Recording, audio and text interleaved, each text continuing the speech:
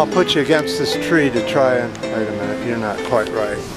So, another beautiful day. I couldn't get out of the house until afternoon, so we're in the afternoon when the wind is blowing. I have a new wind sock over the mic, trying it out in the wind to see if it works. But we'll do a video, and I'm sorry if the wind noise is bad. Hopefully this has fixed the wind noise problem. Okay, there's nothing more important to talk about than today than the next World War III update. So according to the U.S. Defense Secretary Ashton Carter, we are now in the third phase of the military buildup against China for the U.S.-China war, expected to start at any time now. Absolute insanity. There have been many military aircraft and ammunition and other armaments given to several countries in the Asian Pacific area to put forward supplies for this invasion of China. China will never start an attack on the U.S. So it'll have to be the U.S. that starts it, and of course they're real good at starting wars. So they're going to give the Asian Pacific countries new B-21 stealth bombers, estimated at $12 billion. We supply the aircraft and they don't even have to pay for it. 400 stealth F-35 jet fighters at $56 billion and $34 billion for, yep, cyber warfare. That's crazy. Can you believe this? How did they get away with getting $34 billion for cyber warfare? What the hell is cyber warfare going to do to anybody? Anything that's secured or important is going to be put on their own server, not linked to the internet. I mean, any dumbass would know that. What is this stuff about cyber warfare? Man, they are really putting one over on the U.S. population on that one. So the U.S. buildup will take place in the Philippines, Vietnam, Malaysia, and Thailand, where most of this ammunition and armaments are going. Also, let's not forget that China, of course, is a nuclear nation. Now, let's go over to the population map today. Let's go over and find out what the population difference is between China and the U.S.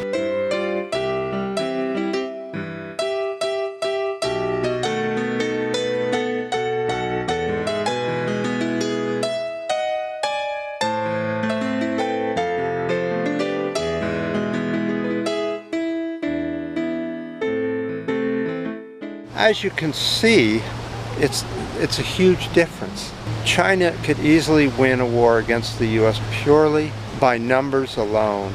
The people in charge of trying to get a war going with China are insane. And as you saw in the debates, both VPs are pro-invasion of Syria. More war, more, this is 50, 60 years of war going on that will have to go on to fight all the different factions in Syria, as they are having to do in Iraq and Afghanistan and all the nations in Africa that they're fighting.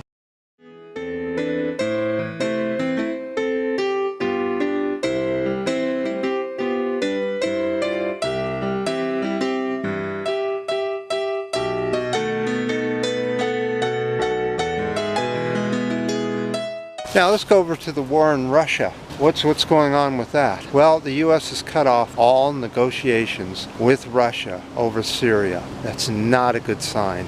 Russia is also a nuclear nation and is friendly with China. Right, 2 nuclear nations against 1. Boy, any fool can find out what's going to happen here.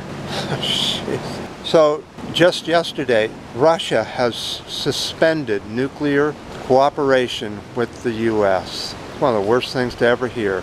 Nobel Peace Prize winner.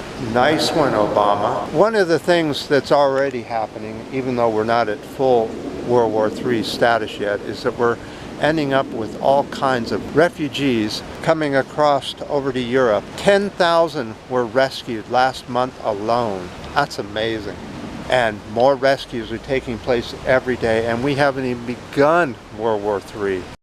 Again, let's go over to that population number here and see what the population is today. And we're going to go to World War III. Where are we going to get food after everything gets destroyed? Where are the people in the U.S. going to live after all the cities and every building is burnt to the ground with incendiary bombs, bombed by every nation that's against us. So the question now comes down to what to do about it. What can we do about it? I have a link to Thunder's blog. He put out another blog today on this very subject. I think I'll let him talk about the nuclear situation since I've already covered it. And he may have a little bit of a different spin on it, or some different kind of aspects on it. But I think it all comes down to nobody will win a nuclear war. Period. Nobody. The link to Thunder's video is down in the description area. So what can we do about it? I mean, this thing is kind of on its own. We can't stop it. We've tried mass protests to stop the Iraq War. Nothing ever happened with that. And ever since then, we don't give a damn what we attack. We're attacking another country called Syria, and there's not even a whimper of complaint about that from any nation, really. So apparently the peace movement is as dead as a doornail, so that's not going to work. Can we use money to stop it? Well, not really. You can't just not pay your taxes, so that's not going to help.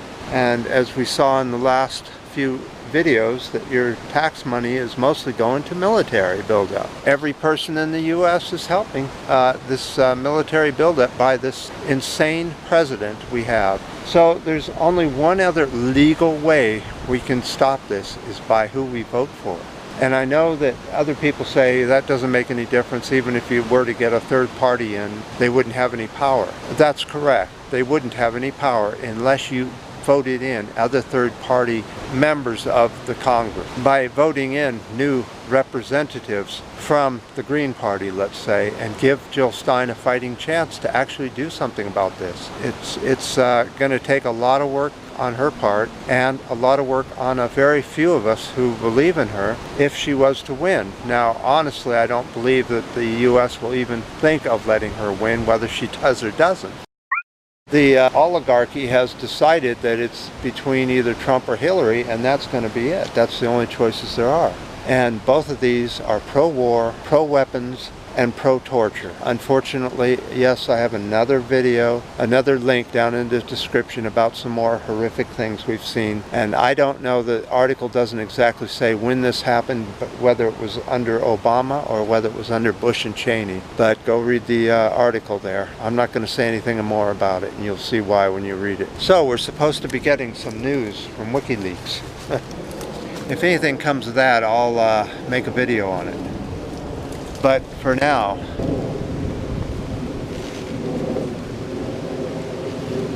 I appreciate all the comments on the last video, and the ups and the downs, and we got quite a few more new subscribers. I appreciate that. And just before we go here, yay, this is number 500 on the video channel. I wonder if it's done any good at all. So, until next time.